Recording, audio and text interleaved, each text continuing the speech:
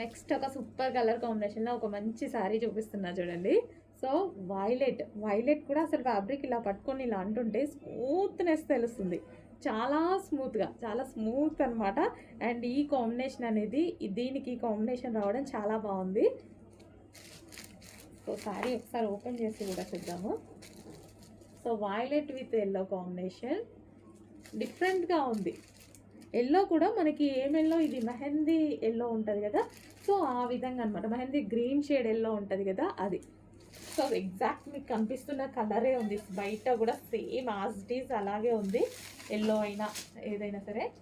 So overall sari look ఒకసారి చూద్దాము. Wow, చాలా బాగుందండి, చాలా సూపర్గా ఉంది.